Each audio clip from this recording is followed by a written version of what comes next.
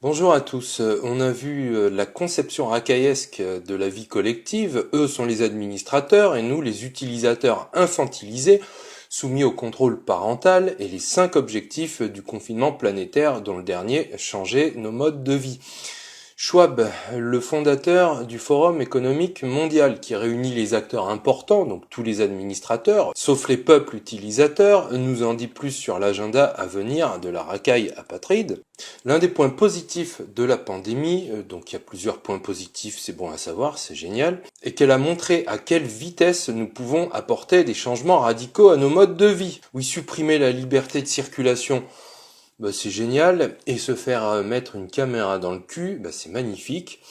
Presque instantanément, la crise a forcé les entreprises et les particuliers à abandonner des pratiques longtemps considérées comme essentielles, depuis les voyages aériens fréquents jusqu'au travail au bureau. Racaille. Le site internet du FEM déclare « Il y a de nombreuses raisons de poursuivre une grande réinitialisation ». C'était officiellement, s'il vous plaît, dans les tuyaux dès avant, mais la plus urgente des raisons est celle de Covid-19. Il a bon dos, et bien sûr, la cause de ce coronavirus, c'est le changement climatique. Nous n'avons qu'une seule planète, et nous savons que le changement climatique pourrait être la prochaine catastrophe mondiale, avec des conséquences encore plus dramatiques pour l'humanité. Voilà comment on branche le Covid au changement climatique et du coup à la lutte contre le changement climatique et du coup on ramène ça au programme défini par l'agenda 2030 des Nations Unies pour 2015. Le thème de l'agenda 2030 défini dans le document Transformer notre monde, l'agenda 2030 pour le développement durable, page 29 de ce document, nous sommes déterminés à prendre les mesures audacieuses et porteuses de transformation qui s'imposent d'urgence pour engager le monde sur la voie durable marquée par la résilience. Et ils l'ont montré, leur audace déjà fin 2019. L'urgence, ça signifie quoi? Pas d'aléas démocratiques, on va nous sauver malgré nous, c'est super. Une dictature technocratique et plutocratique, on écrase les populations, on les fait taire. Pas de moratoire sur la 5G ou des picouses de partout sur les petits rats de laboratoire que nous sommes, on y va à fond, il y a un agenda à tenir, bordel de merde. Et durable, c'est le mot-clé, c'est le monde durable. Ça veut dire quoi, d'après vous, durable? La racaille riche et apatride qui constate la pauvreté, le pillage des ressources et la pollution qu'elle a causée en s'enrichissant par l'exploitation des hommes et de la nature va, réponse 1, renoncer à ses richesses, les rendre au peuple, faire amende honorable et pénitence en jetant dans un trou pour y pourrir jusqu'à la mort, ou réponse 2, créer un monde qui leur garantira de conserver leur supériorité financière et technologique, un monde de marchandisation du vivant, d'égalité des revenus entre pauvres par un revenu universel, d'austérité de la consommation avec des notes sociales pour accéder aux biens. C'est pas l'utilisateur qui va noter le produit, mais le produit qui va noter l'utilisateur. Un monde de taxes punitives pour des comportements déviants, des internautes aux bouffeurs de viande de bœuf, un monde d'efficacité productiviste grâce à la 5G, la robotisation de tout, un monde de contrôle des naissances, de bébés zéro défaut pour les riches, de paix sociale avec une puce dans le cul, de vaccins pour tous sous l'égide de l'OMS et de la Coalition pour les innovations en matière de préparation aux épidémies, CEPI, lancée en 2017 par qui? Par le Forum économique mondial avec la fondation Bill et Melinda Gates. Leur timing est toujours nickel. Alors, réponse 1 ou 2? Connaissez-vous Feu Maurice Strong, un pétrolier canadien milliardaire et ami proche de David Rockefeller, a co-créé le programme des Nations Unies pour l'environnement et en 1988 le groupe d'experts intergouvernemental sur l'évolution du climat, GIEC, qui comprend à peu près tout sauf des experts, pour étudier exclusivement le CO2 d'origine humaine, et Strong a joué un rôle central dans les années 70 pour l'idée que les émissions de CO2 dues à l'homme rendraient le monde non durable, générant du changement climatique. Il y a beaucoup à dire sur ça, juste une remarque. Le réchauffement ou le refroidissement de la planète, c'est causé par l'activité solaire. Oh, j'ai commis un crime par la parole. L'homme ne peut rien ni faire à ce réchauffement climatique parce que le feu ça brûle et l'eau ça mouille. Et c'est comme ça depuis toujours. En revanche, agir contre les destructeurs d'environnement qui pillent, qui polluent et qui tuent En s'appuyant sur des systèmes d'exploitation argent-dette capitalisme ultralibéral, ça l'homme peut agir. Il déplace le débat comme Copperfield déplaçait la scène pour que les spectateurs croient que la statue de la liberté avait disparu. Diaboliser le CO2, l'un des composés les plus essentiels à la survie de toute vie, humaine ou végétale, toute vie est carbone dans ce monde, c'est de la pure stratégie de racailles qui veulent continuer à avoir le beurre, l'argent du beurre, la crèmerie, le crémier, la crémière, la vache, l'herbe, le champ, le sous-sol et les étoiles au-dessus. Le CO2, c'est le levier parfait pour tout contrôler, de l'expiration à la conduite. Nous voilà donc partis vers un Green New Deal mondial, dans le sillage des mesures mondiales de lutte contre la pandémie de Covid-19 mondiale, pour promouvoir un programme mondial de restructuration de l'économie mondiale, dans la droite ligne des mesures préconisées par le GIEC. Alors, le site internet du FEM a déclaré « Le monde doit agir conjointement et rapidement pour réorganiser tous les aspects de nos sociétés et de nos économies, de l'éducation aux contrats sociaux ou aux conditions de travail. Chaque pays des États-Unis à la Chine doit participer et chaque industrie, du pétrole ou du gaz ou de la technologie, doit être transformée. En bref, nous avons besoin d'une grande réinitialisation du capitalisme. Toutes les dimensions de nos vies vont être bouleversées. Nos organisations, nos communications, nos interactions, nos mouvements, notre humanité, pour ainsi dire, et bien sûr, nos affaires. Alors, le projet de la grande réinitialisation, Schwab, le fondateur du Forum économique mondial, nous le dit en fixant les grandes lignes. L'agenda de la réinitialisation aurait 3 composantes principales. La première orienterait le marché vers des résultats plus équitables. À cette fin, les gouvernements devraient améliorer la coordination et créer les conditions d'une économie des parties prenantes. Qu'est-ce que c'est ? Là, on va vers la fin de l'économie linéaire. Extraire, fabriquer, consommer, jeter, c'est fini. Et l'avènement de l'économie circulaire, intégrant tous les acteurs économiques et sociaux, pas juste les actionnaires. Dans l'idée, oui, mais après on va voir, pas du tout. Intégrant l'économie de la fonctionnalité, c'est-à-dire qu'on va vers une réforme globale du droit de propriété. On sera tous usufruitiers dans l'idée, pas propriétaires. On pourra acheter non pas le bien, mais louer sa valeur d'usage. On s'oriente vers des énergies renouvelables, le zéro déchet, le recyclage, l'approvisionnement durable, l'éco-conception et la consommation raisonnée et minimaliste, le tout au nom du développement durable. On s'oriente vers la marchandisation de tout au travers du concept d'externalités positives et négatives. C'est quoi ces externalités ? Ce sont les effets positifs ou négatifs générés autour de soi par notre activité économique. Exemple, dans les années 50, un économiste avait fourni un exemple sur la double externalité positive. Lorsqu'un apiculteur est à côté d'un horticulteur, les fleurs et les abeilles se mariant bien, les effets productifs étaient positifs pour les deux, plus de fleurs et plus de miel. Dans l'idée, si on étend le concept à tout, on va faire entrer dans la logique marchande à peu près tous les aspects de notre vie. Ah Google, je te paye cette externalité positive que tu me donnes parce que mes clients me trouvent grâce à toi.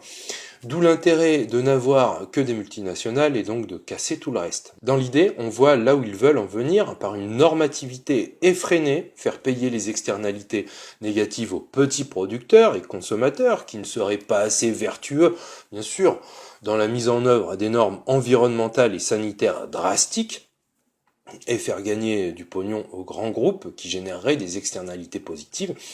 Et celle-ci serait déterminée par la racaille, s'il vous plaît, en faisant payer les petits. Donc au total, ils vont nous réformer à peu près tout. Le deuxième volet du programme garantirait que les investissements fassent progresser les objectifs communs tels que l'égalité et la durabilité. Égalité et durabilité, tous soumis pour longtemps, en décodé. On sent bien que l'égalité, c'est un revenu universel de base pour survivre, et la durabilité, c'est des écosystèmes totalitaires façon ostracisme. Et on va vers la construction d'infrastructures urbaines vertes, style ville hyper-connectée comme Songdo en Corée du Sud, qui pousse mieux à partir d'une zone rasée si vous voyez ce que je veux dire. Une nouvelle ville dont le modèle est en voie d'exportation massive avec des JP Morgan et autres consortiums derrière. Ville totalitaire dans lesquelles un mec peut pas pisser sur la cuvette des chiottes sans générer une alerte de niveau 3. On sent bien que tous les plans d'aide massifs que bien sûr les États ne peuvent pas mettre en œuvre tout seuls sans aller quémander le pognon seront assortis de conditions écologiques, sociales, juridiques. La toile se tisse. Enfin, la troisième étape de cette grande réinitialisation consistera à exploiter les innovations de la quatrième révolution industrielle. Cette révolution, c'est un progrès sans précédent des sciences et des techniques qui viendraient renforcer les deux autres objectifs, et ce développement exponentiel se fait par la convergence de disciplines telles que les nanotechnologies, les biotechnologies, l'informatique et les sciences du cerveau avec l'acronyme NBIC. La quatrième révolution industrielle. Donc la première révolution industrielle a utilisé l'eau et la vapeur pour mécaniser la production. La seconde a utilisé l'énergie électrique pour créer une production de masse. Et la troisième a utilisé l'électronique et les technologies de l'information pour automatiser la production.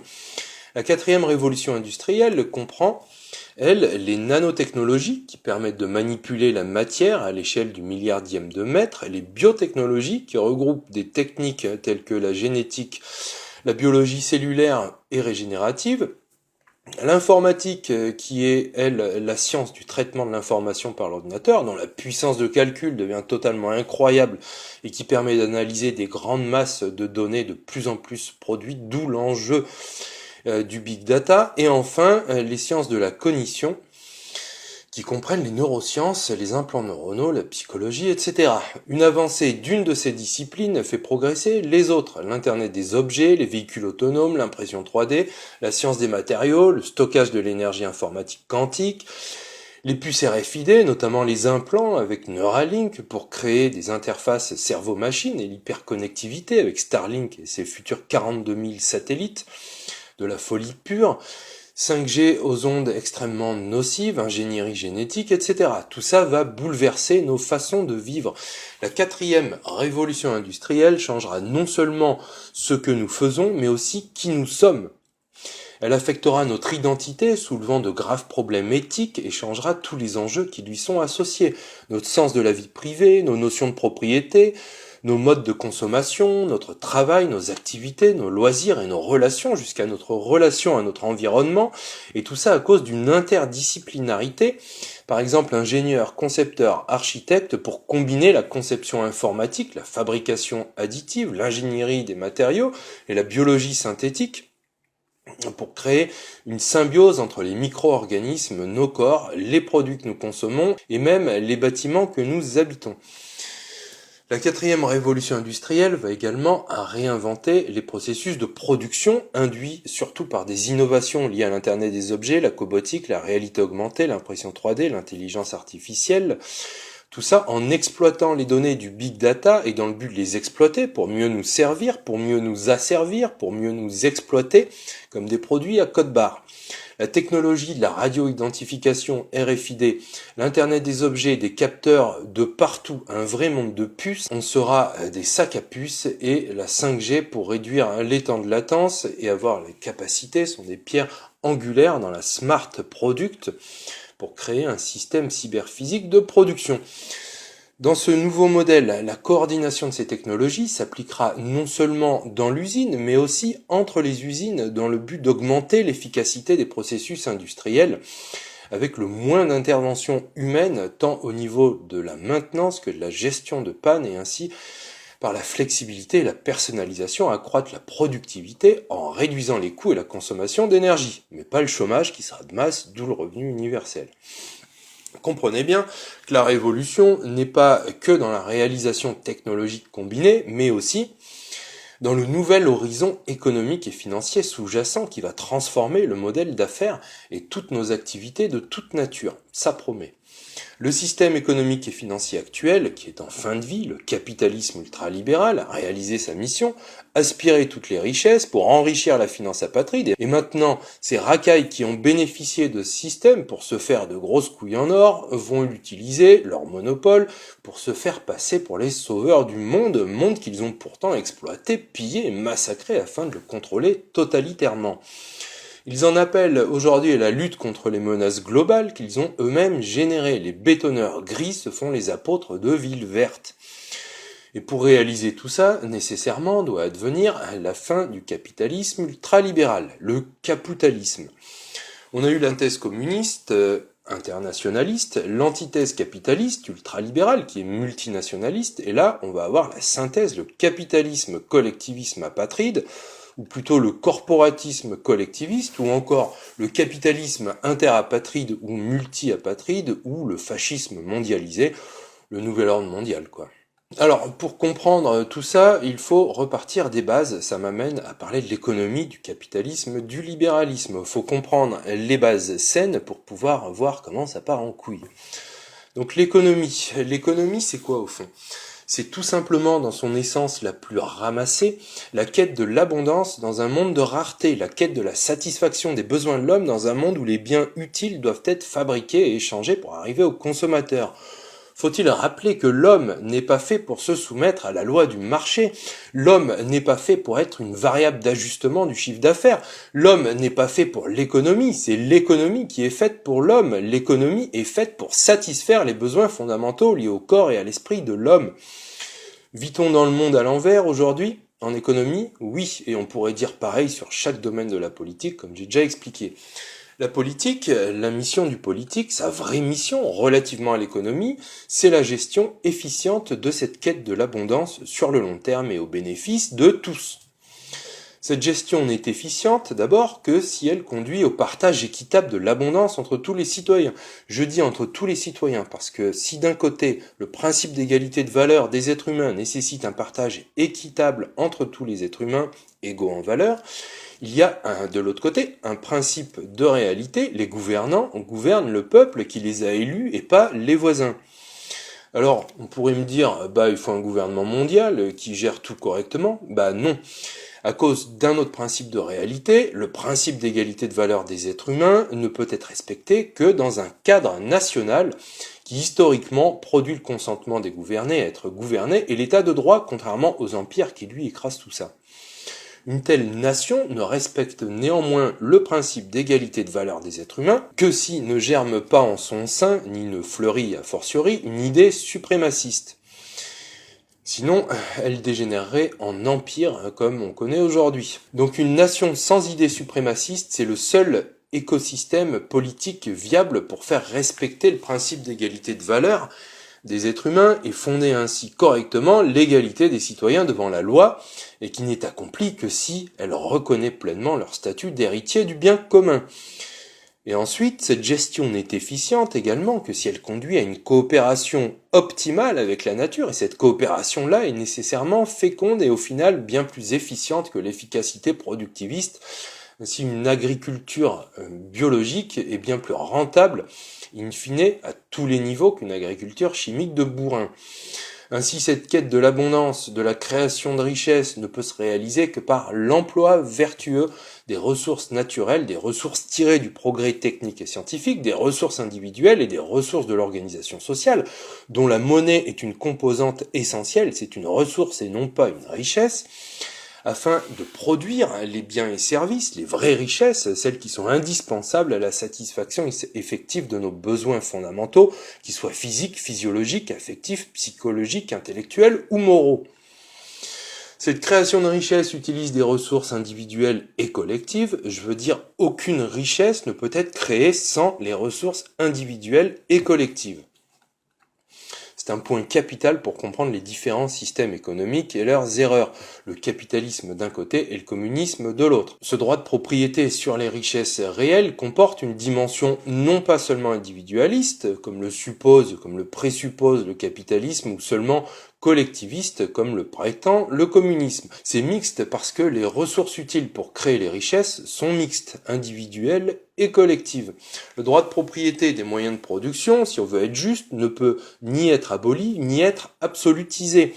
On doit prendre en compte les deux dimensions, individuelles et collectives. Dès lors, le droit de propriété des moyens de production et les profits qui en sont tirés, tout ça doit être relativisé. Comment ?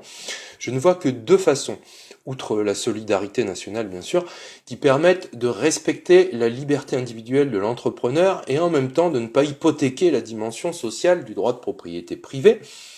dans les effets de la propriété et dans la création monétaire. D'abord, dans les effets de la propriété, la première, elle correspond à la définition de la liberté, qui est le bon usage du libre arbitre, qui est donc limité, qui rend libre s'il respecte le principe d'égalité de valeur. En substance, c'est qu'aucune activité économique n'est d'effet collatéral, ne représente un préjudice pour l'environnement social ou naturel, ou d'externalité négative comme on dit, mais bien mieux, le droit de propriété doit être relativisé également afin de faire en sorte d'encourager les acteurs économiques et produire des effets de synergie, des effets d'entraînement positif, des externalités positives pour tous. Par la création monétaire ensuite, donc la seconde limite va relativiser le droit de propriété sans porter atteinte du tout à la liberté de l'entrepreneur. C'est la suivante, selon la logique suivante, le but de l'économie étant la satisfaction des besoins des êtres humains par la création de richesses. Ce but ne peut être atteint, comme j'ai dit, que par l'emploi vertueux des ressources. La ressource qui permet de faire coulisser les échanges, c'est l'argent. C'est pas une richesse, c'est une ressource. C'est capital. Sa spécificité, c'est qu'elle doit être créée en tant que ressource par la collectivité de façon suffisante pour que les échanges puissent se réaliser. Cette création monétaire doit donc logiquement, au regard de la finalité de bien commun pour tous les citoyens, être partagée entre tous à part égale. Alors vous avez compris, c'est un système de monnaie libre, j'ai déjà expliqué, j'y reviendrai. Les systèmes actuels, maintenant qu'on a vu ce qui est juste, sont les suivants. Le capitalisme. Alors le capitalisme, c'est un système économique dans lequel la recherche du profit individuel est obtenue par d'abord, l'absolutisation du droit de propriété privée sur les outils productifs et les fruits de la production, censés permettre l'émancipation des individus, et l'accumulation du capital pour arriver à des rendements d'échelle. Ça suppose la liberté d'entreprendre et des débouchés. On voit bien que le capitalisme, comme la technique et la technologie, porte une valeur latente, l'efficacité comme extension de pouvoir, un maximum de résultats, avec un minimum de moyens, de coûts et d'efforts. Ce capitalisme a son complément naturel, le libéralisme, qui repose aujourd'hui sur la loi du marché, la loi de l'offre et de la demande, donc qui postule des acteurs rationnels, qui ont une connaissance parfaite du marché, qui possèdent un pouvoir de marché faible, c'est-à-dire qui sont incapables de déterminer les prix, l'intérêt général également comme somme des intérêts particuliers, et un État limité à un rôle d'État gendarme. Je précise que les postulats du libéralisme sont galvaudés, la loi de l'offre et de la demande, oui, mais les acteurs qui sont rationnels, non, un prix Nobel d'économie l'a démontré d'ailleurs, une connaissance parfaite du marché, bah non, c'est utopique, un État limité au rôle d'État gendarme, non, doit être interventionniste, il doit réglementer, il doit protéger les poules et contrôler le renard. Un pouvoir de marché faible, pourquoi pas, mais c'est en contradiction avec la logique capitaliste qui pousse à la concentration. Je m'explique, le capitalisme recherche l'efficience économique par les rendements d'échelle. Le libéralisme, lui, repose sur l'idée que l'efficience économique découle de l'échange libre entre les agents. Ces deux mécanismes, capitalisme et libéralisme, sont certes coopératifs, complémentaires, mais ce sont aussi deux systèmes théoriques distincts qui, par nature, entrent en conflit frontal quand on les pousse au bout de leur logique. La logique du capitalisme, c'est la concentration pour avoir l'effet de rendement et maximaliser les profits. Le libéralisme suppose, lui, le contraire, qu'aucun acteur ne puisse par sa position déterminer les prix. Le capitalisme suppose ainsi une liberté totale d'entreprendre, peu d'État et pas de contraintes, tandis que le libéralisme, le vrai, suppose des limites. La vraie liberté, c'est le bon usage du libre arbitre, donc limité. Bon, après déjà, les neuneux, ils rament pour comprendre la vraie liberté, donc leur postulat de départ est faux, puis après l'analyse s'amerdoie. Donc le libéralisme suppose délimiter la liberté, là où le capitalisme s'en passe volontiers. Alors vous allez me dire, l'UE c'est ultra-libéral, mais pourtant il y a des règles sur la concurrence, comme par exemple pour l'abus de position dominante. Alors en théorie oui, en pratique que dalle, j'ai déjà démontré dans la vidéo sur l'UE, un empire ultra-libéral. Ce que l'UE fait, c'est que c'est l'un des acteurs qui participent de la transformation du libéralisme en ultralibéralisme. Il faut sauter les règles, il faut casser les barrières au commerce, comme ils disent, comme l'OMC, mondialiste. Bref, le capitalisme d'aujourd'hui, c'est du capitalisme ultralibéral, c'est la victoire écrasante du capitalisme sur le libéralisme, et ça donne depuis 30 ans de la dérégulation économique, des accords libre-échangistes pour baisser les taxes aux importations, etc. Je dis capitalisme ultralibéral, on peut dire aussi antilibéral. En tout cas, je dis pas capitalisme libéral, ça ne correspond pas à la réalité, ni capitalisme néolibéral, genre libéralisme 2.0, comme disent beaucoup, parce que c'est faux. Ça ne veut rien dire, c'est contre-productif pour la pensée. On devrait dire capitalisme multinational. Alors le collectivisme, maintenant, le collectivisme, c'est un système économique dans lequel la recherche du profit collectif est obtenu par, d'abord, l'abolition du droit de propriété privée des moyens de production et d'échange, censé permettre l'émancipation des individus, et par la planification centralisée de l'activité productive. Donc on en arrive toujours là-dedans, à une hiérarchie, et le parti va diriger, comme disait d'ailleurs Adolphe Blanqui, dont l'œuvre était connue de Marx et d'Engels en 1837, dans toutes les révolutions, il n'y a jamais eu que deux partis en présence, celui des gens qui vivent de leur travail et ceux qui veulent vivre du travail des autres. Bref, au final, ce n'est qu'un système qui vise l'efficacité productiviste et qui subtilise pour quelques-uns les moyens de production, nique le marché libre, pareillement, et ce n'est qu'un capitalisme monopolistique d'État, et par sa nature et sa portée historique, il vise à être un capitalisme internationaliste. Ces deux systèmes, capitalisme et collectivisme, ou capitalisme multinational et capitalisme international, reposent sur une fausse conception de droit de propriété et conduisent ainsi aux pires injustices. Ils proposent une société de propriété individualiste ou une société de propriété communiste. Une société sans propriété viole les libertés humaines, mais une société de propriété viole l'égalité entre les hommes. Ils sont différents, mais produisent les mêmes effets, ces deux mécanismes, ces deux idéologies, l'accaparement et la confiscation de tout entre les mains de quelques-uns. Vous voyez ce tableau qui montre tous les positionnements politiques que j'ai déjà expliqués, en abscisse la conception de droit de propriété et en ordonnée la contrainte exercée sur les individus. Ce sont les deux paramètres pour tout comprendre en sciences politiques, enfin comme je la conçois. De fait, ces deux formes de capitalisme conduisent tous les deux à former un Léviathan. Leur confrontation a clivé le champ politique mondial, l'a appauvri en l'enfermant dans un piège dialectique, thèse, antithèse, synthèse, qui va se refermer sur nous. L'effondrement du communisme, on l'a eu. On va assister à l'effondrement de l'antithèse, le capitalisme, donc on rentre dans la phase du capitalisme, et on aura au final la synthèse, le nouvel ordre mondial.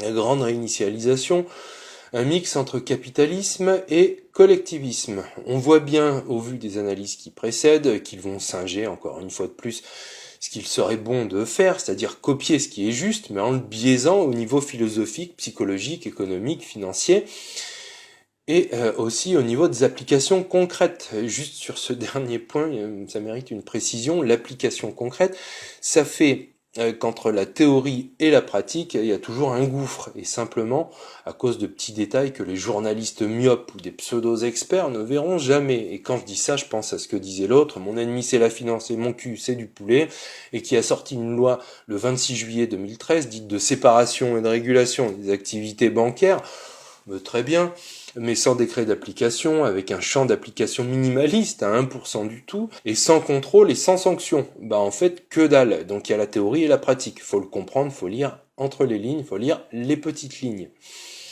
Les mondialistes vont nous faire pareil, de beaux idéaux, mais biaisés avec leurs applications concrètes, et encore des beaux idéaux eux-mêmes biaisés, comme on verra dans la prochaine vidéo.